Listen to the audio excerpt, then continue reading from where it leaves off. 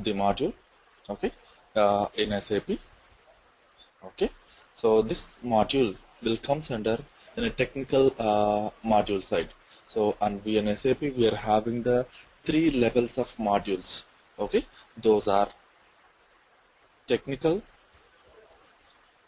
functional, and IS specific modules.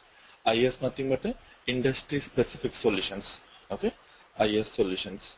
So we are having the like in the SAP has classified the entire business. So by handling the by using these 3 specific modules. So let's go and let's start with the technical modules. In the technical modules, basically we are having the various sections. Okay, those are ABAP, basis, and security. All these are the various sub-modules under the technical division. So basically everybody will know ABAP is the main one where these guys will go and write a code, and all these guys, and so in entire modules only ABAP persons are authorized to modify any code or write any code in the SAP system. Okay, and rest of those guys nobody will authorized to write any single line of code. So let's move to the other 2 modules. So those are the basis and the security. So let's start with the basis one. So basis is the one of the module. So is the administration module. So once customer wants to implement SAP, so these basis consultants will go and will implement the SAP. That is nothing but installing the SAP system. Afterwards, as an administrator wise, so maintaining the entire SAP system, maintaining in the sense, so during the during the support, during the AMS application management service, so if users are facing any issue like a performance, okay, or any other issues, this as an administrator basis consultant will take over there. So along with that, and these guys basis consultant will monitor every day how the system is performing, like as health checks, how system is behaving and everything. And apart from that, so whatever the changes which was made by the functional consultant, so those changes we can able to transport through transport request. So the transport request movement from development to quality, quality to pre-prod, pre-prod to prod, all those things will be taken care by the basis consultant itself. So this is a major role and responsibilities. So let's move to the security. So security was also a part of the basis. So but nowadays, so security was emerged as an independent module. Previously, around 9 to 10 years back, so this is the security is also integral part of the basis. But nowadays, this is like emerged as an independent and alone module. Why? Because the scope of work has increased like anything. Because the systems also increased, because in almost all 8 years back we don't have to have such much of clarity like BI, SRM. So there is no huge business. Everything will be dependent on the ECC and everything. But nowadays, each process is having the independent system and everything. So to manage the independent systems, each system security, so obviously you would require a specialized security consultant to handle the various customer requirements. So this is what happening over here.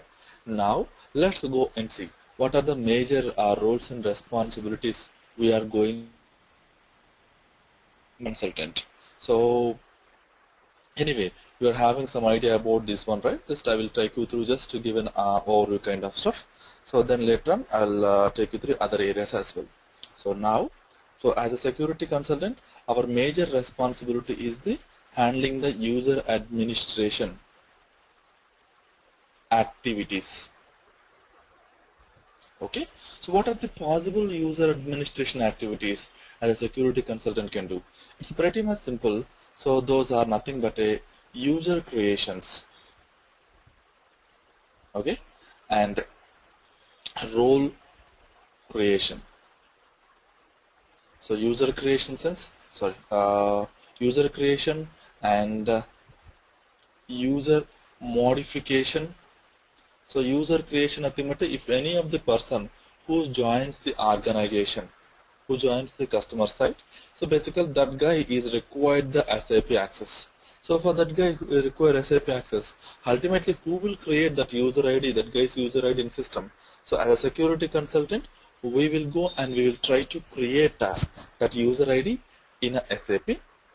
Okay, and afterwards we will pass on the logon credentials like user ID and password details to the user, so that user can log on to the SAP system and can able to perform his own job responsibilities.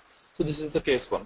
And case 2 I specified as a user modification. So in the user modification case, basically, so this guy, maybe if user is require additional access, or else if you want to extend the user access, password reset, so whatever it is, user specific activities, user locking, user unlocking, password reset, extending the user validity period, or else so assigning the additional roles, or else de-assigning the existing role, that means removing the existing roles. All those things can come under user modification.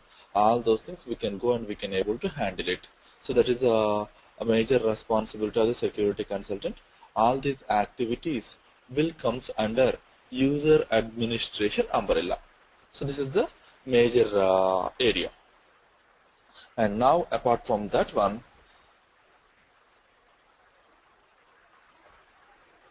so role administration. Role administration is one of the major area which we need to focus. So why? Because so once user has joined, so I'm trying to creating a user ID. That's absolutely very fine. But when I create a user ID, what sort of access user required? For example, user has joined as a warehouse manager. So to perform his own job responsibilities, obviously he would require certain access in SAP system. So that access, how I'm going to providing to that guy? So by using these roles, I'm going to providing the access to that guy. So this is the case 1. That is nothing but as an administrator, we are going to create as a security consultant, we are going to create in the various roles. Okay, under that, what based upon the designation, based upon the position, we are trying to assigning the roles. We are trying to assign the T codes to that roles. So this kind of activities, all those things we can go and we can able to perform, we can able to manage under role administration division. So that means creating a roles and modification of the existing roles, maintain the existing roles. So all those things we can have as a role administration. So here while creating the roles, we are having the various types of roles as well, like as a single roles, composite roles, and master and data roles concept. There are various concepts also there. So those concepts we will go and we will discuss in detail. So in our further sessions, how these things will work and how exactly the information will be there. All those things we can go and we can able to see in the further sessions. That's not at all a problem. And and another major area is the how the authorizations are working in SAP. Authorization concept. I told you role administration. That's pretty much fine. But along with that, how the authorization concept is working in the SAP side. So there is a how the authorization objects are building, how the object class are helping, all those things. So authorization concept, where exactly we are going to restricting the roles. So such kind of information we are going to discussing in detail about the authorizations concept. Okay. So along with that, so we are going to discussing in detail about the table level restrictions. Customers will ask us to restrict some tables and everything, table administration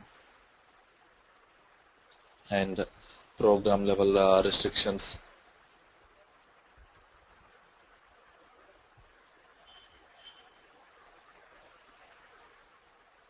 So these are the additional topics which I am specifying over here. table administration, program administration, and so maybe additional kind of in the under the authorization sections. There are so many different levels of restrictions for there, which I have not specified here over here. But the major area which we are focusing is authorizations and role administration as well. Along with this one, so we are going to discussing about the key tables. Discussing about the key tables. So what are the security, as a security consultant, what are the basic tables we need to know and how these tables will behave, all those things we will discuss. Now along with that, we will go and we will discuss about the key authorization objects as well. What are the authorization objects which are helping for us as an administrator, basis wise, what are the objects, security wise, what are the key objects which are helping. Along with that, if you are above, what kind of objects are required, all those things we are going to discuss. And next one major area is the troubleshooting. Troubleshooting of the security issues. How we are going to troubleshoot in the issues. So if user is facing any issue, how we are going to troubleshoot the issue. So that's the way entire procedure we are going to discuss in detail. Along with that, so and a bit of the transport administration as well. So as a basis consultant, as a security consultant, we are not going in detail about the configuration of the transport management and transport routes, transport layers and all those things. But here whatever things were required for transport in the roles, for transport in the tables, those things we are going to concentrating under the transport administration area. Whatever things were required for as a security consultant, we'll go and we'll discuss in detail all those things. Okay. So along with that, we are, in addition to this one, another area that is a central user administration. So that concept also entire configurations and all those things we'll go and we'll discuss. So if any issues you are facing in a CUA, central user administration area, so what are the issues and how we are going to delivering, all those things we'll go and we'll discuss in slowly. So that's not an issue. So these are the basic roles and responsibilities of the security consultant. Okay, so these are the major areas which we are focusing on the ECC security side. So in ECC or R3, whatever it is. So in ECC security side, so all these are the areas. Now, so if you are going to the another securities, you are asking like a BA and HR, right? So BA also most of the roles, user administration and role administration, conceptually say, but the original action, how we are going to performing. What is the difference between ECC and BA, okay, and how the authorization concept will work in BA. All those things will individually will go and we will discuss in the BA security area. Like see, if you take VBA, there all those things will be depend upon the analysis authorizations. How these analysis authorizations are really helping for us, and what exactly the main information about the reporting roles. How these reporting roles will behave. That is the one major area which we are going to focus in BA side. So along with that, if you take HR wise, so in HR security, we are basically concentrating on the how the HR structural authorization will work in the HR, okay, and how can we restrict the user ID and how can we provide the access to the user ID, and what are the key authorization objects which we need to discuss in HR security wise, and how can we troubleshoot in the issues in HR. All those things we will discuss. Conceptually, the concepts and everything is same, but the original actions which we are going to use, which are performing in the HR side, that is bit entirely different. So once we are into the, once we start the security area, then we will go and we will discuss, we will deep dive the entire concept as it is in the demo version, right? So I don't have much time to cover all those because it's a lengthy topics and everything. Once we start all those things, we'll go and we'll discuss in detail. That's not a problem. In CRM security side, we basically are discussing about the how the security concept will work in CRM, and and along with that, security along with that. So how the business roles will be helpful for us, how PFCC roles will work, and there is a different concept compared to the ECC. CRM is entirely different. So those things we'll go and we'll discuss in the security side. So along with that, in SRM side, so supply relationship management. In supply relationship management, how the concept will really working over here. So what is the major data flow happening between ECC and SRM? Along with that, how the procurement process is happening over there, how Web Pro applications need to manage in SRM. All those things we'll go and we'll discuss in detail. So these are the major areas which we are focusing on the security side. So is it fine, Ravi, security side? Are there any other queries?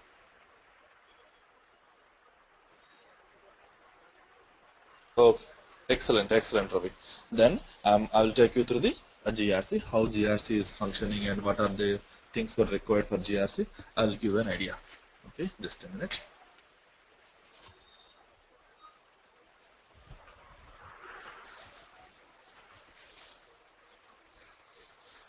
So GRC wise, do you have any idea? So something like maybe what exactly this GRC or where exactly we are using this GRC? Anyway, you are having some idea about security side, right? That's why I am putting this question to you. Okay, no problem. Okay. So GRC is one of the compliance tool. So by using this tool, what exactly we are achieving? Why we need to use this tool? What is the major benefit which we are getting this tool? It's a pretty much simple activity. Okay. By using this GRC tool, remember the word which I am specifying. I am calling GRC as a tool. Okay. By using this GRC tool, we are trying to identifying the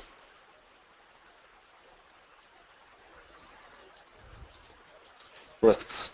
We are trying to identifying the risks. Okay. What exactly the risk is? I'm saying by using GRC, I'm going to identify the risk. What exactly is risk? This risk can be the anything. Okay. So risk can be the fraud or theft or physical theft, okay, physical object theft, or else any type of data loss, whatever it is. All these things will come under a generic risk. Okay. So here, how in a SAP perspective, how the risk will be happening over there. So if a person is having the excessive access, that means additional access. So in terms of the in terms of the maybe he would require certain access, but apart from that access, he is getting the additional access. If he is getting the additional access, then based upon that access, he can go and he can able to perform anything in a system, maybe without having any knowledge, or else intendedly also sometimes we will do. So both the case, intended and unintended. In the both the times, we are without having any business knowledge.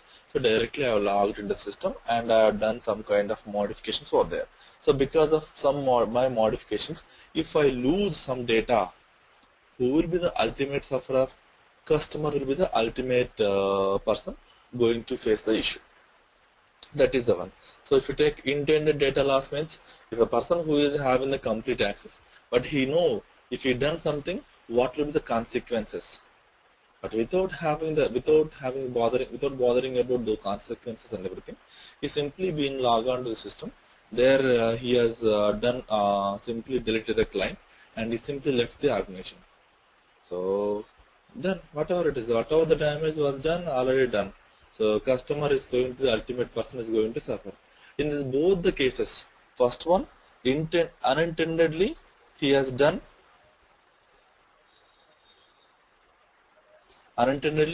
some modifications. Second person, intendedly he has done some modifications. In both this example, where is the risk? Because of the excessive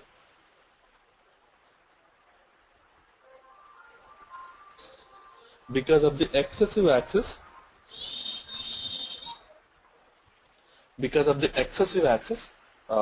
both the person, because excessive access, both the person has done the damage. Okay, simple reason. Just give me a minute.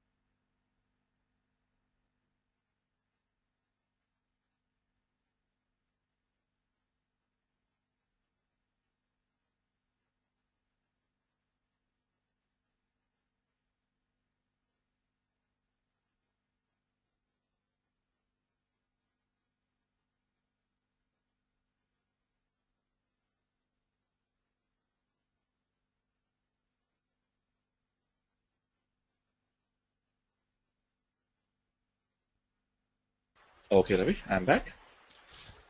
So in both these cases, so user is facing the customer is facing the issue because of the excessive access.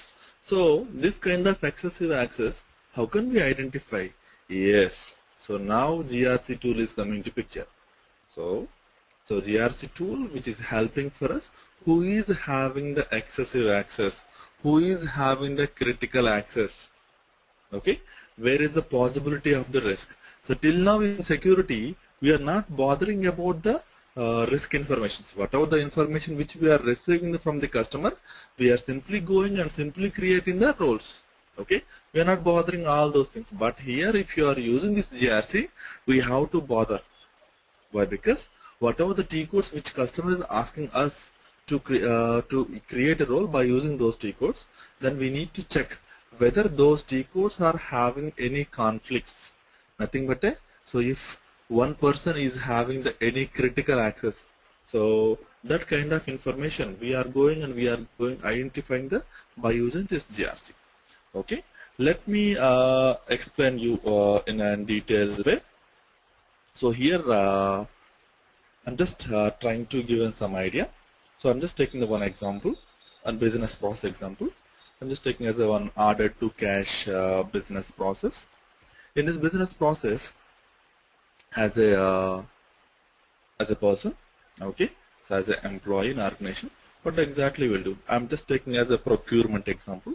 So as an employee, you need something and you raised a one purchase request.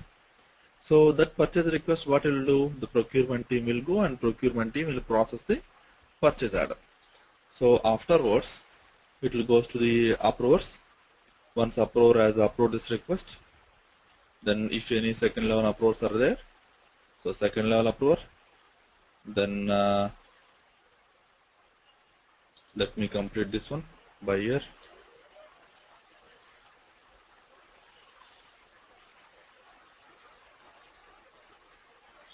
Warehouse team,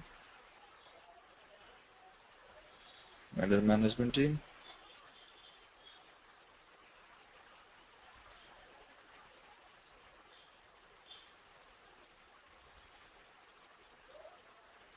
okay, just a minute.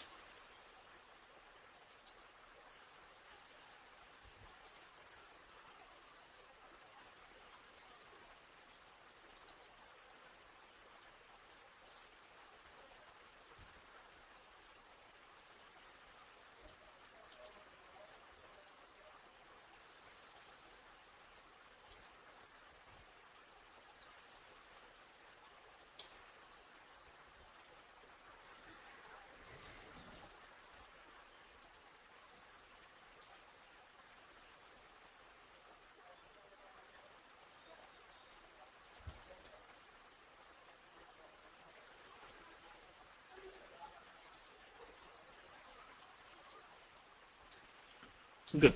So here I just took an example of the order to cash business process. In this I am taking example of the procurement and stuff. Now you are the employee of one of the organization. So in that organization, you are working as one of the team lead for one of the division, one of the project. So there you got the two different new resources. Those two new resources required the two different laptops, because those two resources are working under you and you are trying to raise a request. So once you put a purchase request, the procurement team will go and will try to get a purchase order.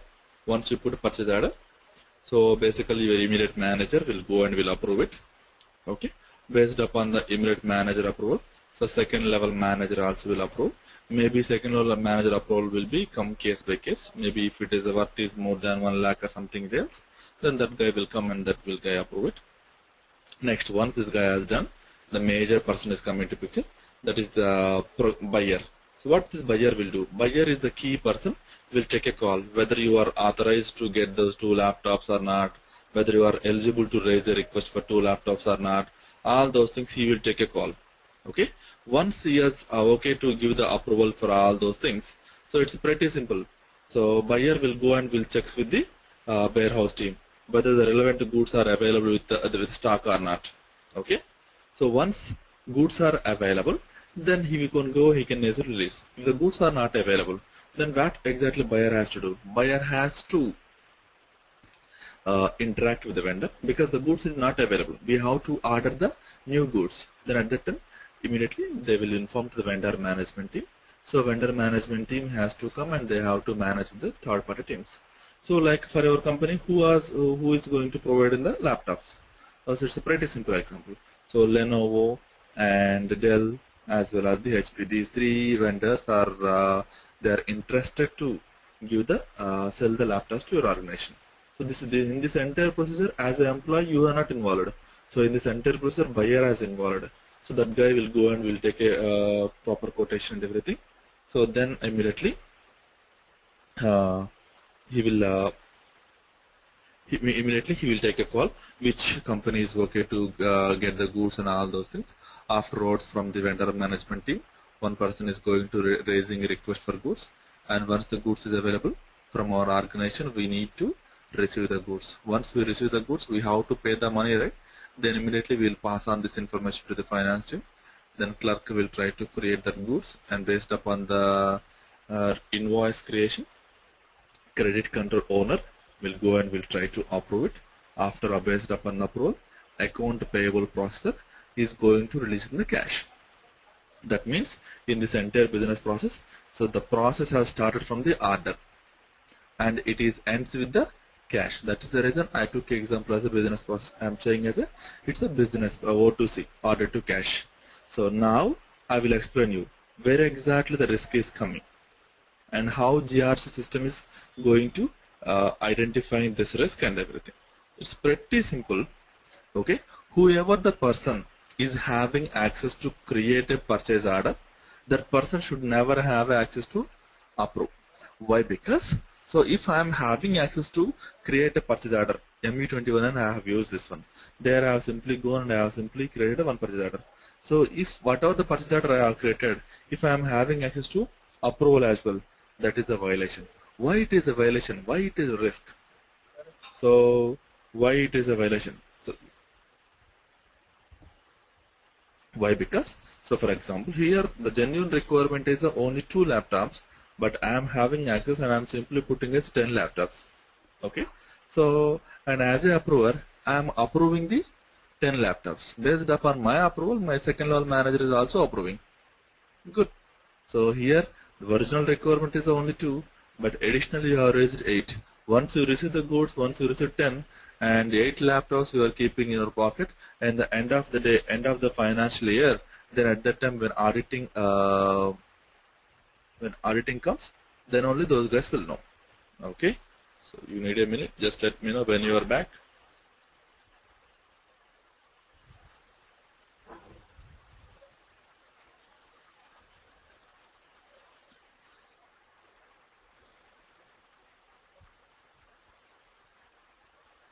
Now it's fine. Okay.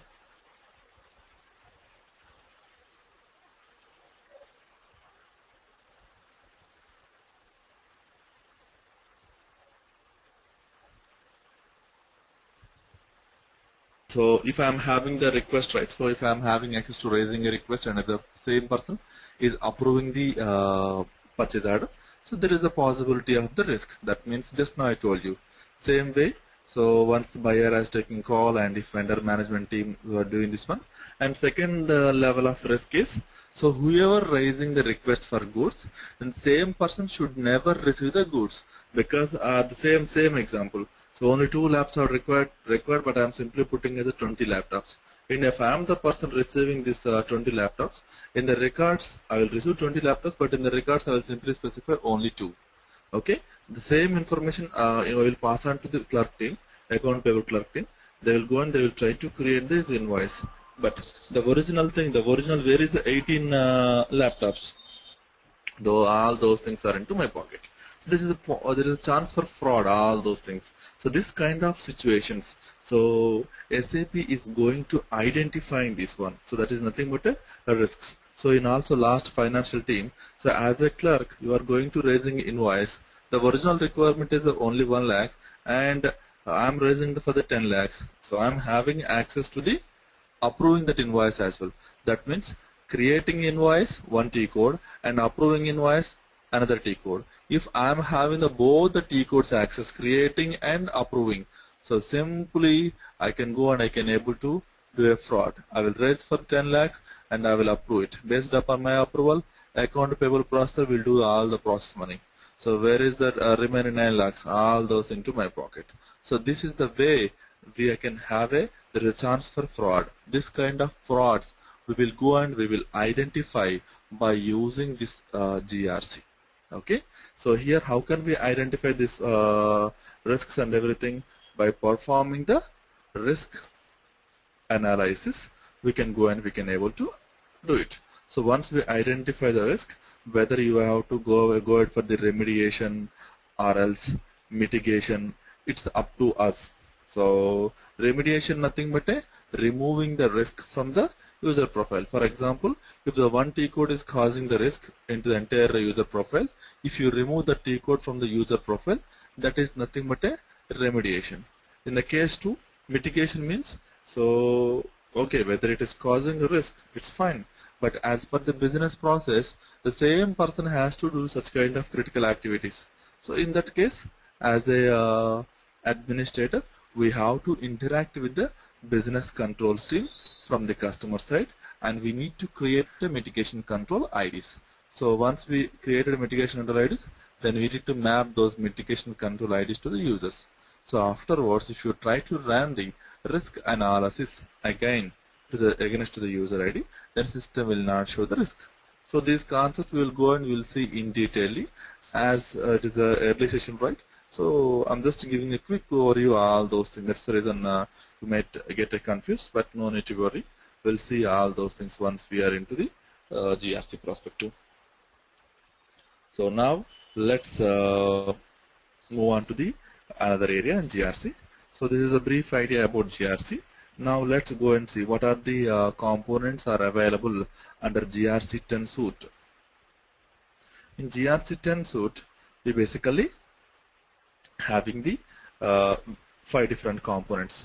Those are access control, process control, risk management, GTS, NFE, Note of Fiscal Electronica. So 5 different components are available.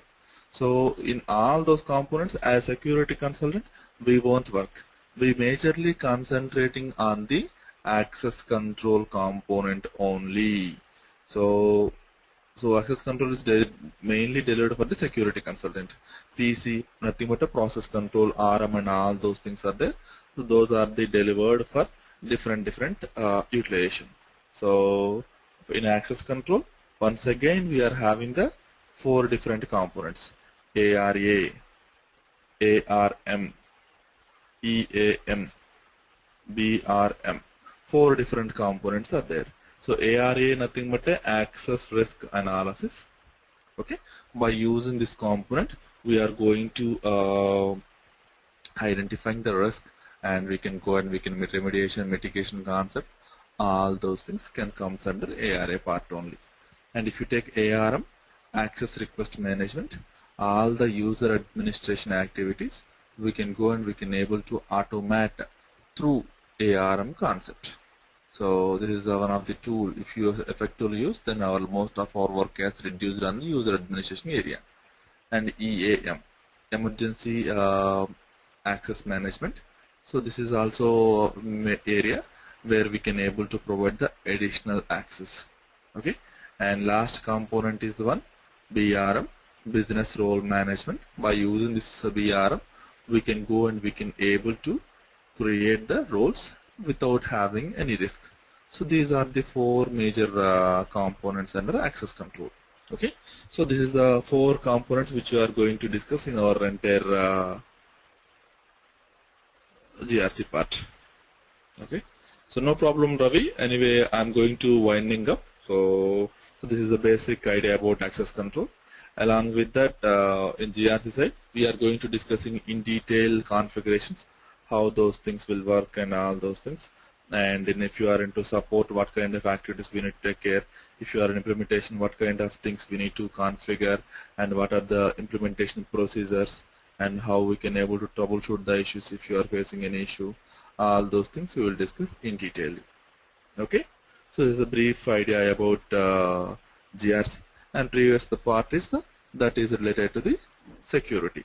So generally we'll handle the GRC and security as a two independent modules. Security is a one course and GRC is a different course. So you can opt it which course you would like to do, go ahead and everything. So I think rest of those details Sriram will help you. Any